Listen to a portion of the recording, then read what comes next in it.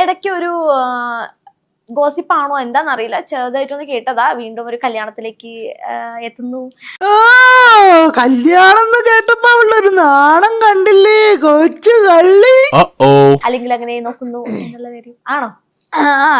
ഇപ്പം എന്നെ സംബന്ധിച്ച് ഒരുപാട് ആലോചനകൾ വന്നിട്ടുണ്ടായിരുന്നു, പ്രപ്പോസൽസ്. അപ്പം അതില് ഒരെണ്ണം ഇപ്പൊ എന്തായാലും ഇങ്ങനെ നിപ്പുണ്ട്. അപ്പൊ ഞാൻ ഒന്നോ നിന്നെ കെട്ടാൻ 1000 പേരെങ്കിലും ഉണ്ടാകും.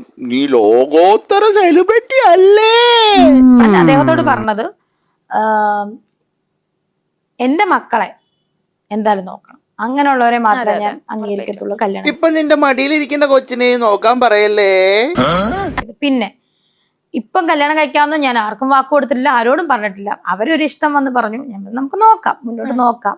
എനിക്ക് നിങ്ങളെ മനസ്സിലാക്കണം. കാരണം ഇനിയൊരു ലൈഫ് എന്റെ ലൈഫ് എന്ന് വെച്ചാൽ ഇനിയും തകർന്നു പോയി കഴിഞ്ഞാൽ പോയതാണ്.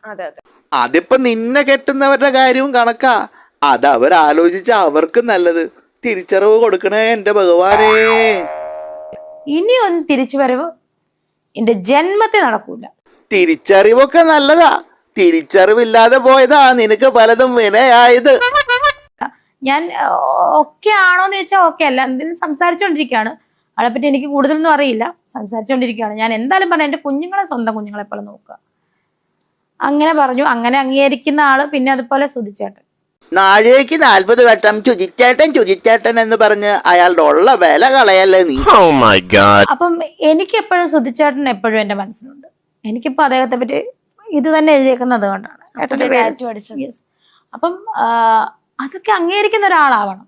അല്ലാതെ സുധിച്ചേട്ടന്റെ കാര്യം പറഞ്ഞാൽ ഇഷ്ടപ്പെടാത്ത ആരും. സുധിച്ചേട്ടൻ എല്ലാവർക്കും ഇഷ്ടമാണ്. സുധിച്ചേട്ടന് ഇഷ്ടമാണ്, അതും പറഞ്ഞ് മുതലാക്കിയല്ലേ നിന്റെ കച്ചവട തന്ത്രം നടക്കുന്നത്. കല്യാണം കഴിക്കാന്ന് ഞാൻ ആർക്കും വാക്ക് കൊടുത്തിട്ടില്ല. പക്ഷെ വന്ന ഒരു ആലോചന ഇങ്ങനെ നിക്കുന്നുണ്ട്. അപ്പൊ ഞാൻ അദ്ദേഹത്തിന് അത് പ്രൊസീഡ് ചെയ്തേക്കാം, ഒന്നും അറിയില്ല.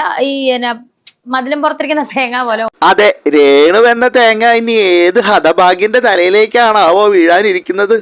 പക്ഷെ ആരാ എന്താന്ന് നമുക്കത് ഇപ്പൊ പറയട്ടെ. പറഞ്ഞു കഴിഞ്ഞാൽ നമ്മൾ ഒന്നെങ്കിൽ നടക്കത്തില്ലേ എന്ന് ഇരിക്കുകയാണ്. അതുകൊണ്ടാണ് ഇപ്പം പുറത്തു വിടാത്തത്.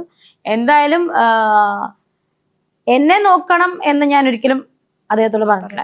അത് നീ പറയില്ലല്ലോ, നിനക്ക് നിന്നെ തന്നെ പോഷിപ്പിച്ച് ഇങ്ങനെ കുന്താളിച്ച് നടക്കണ്ടേ. കുഞ്ഞുങ്ങളെ നോക്കണം, എനിക്ക് ബോധ്യമാകണം. ഇത് എനിക്ക് കുറെ നാൾ സമയം എടുക്കും ബോധ്യമാകാൻ. അതെ, കുറച്ച് സമയം എടുത്തിട്ട് മതി. അതുവരെയെങ്കിലും ആ ഹതഭാഗ്യനൊന്ന് മനസമാധാനമായി ജീവിച്ചോട്ടെ.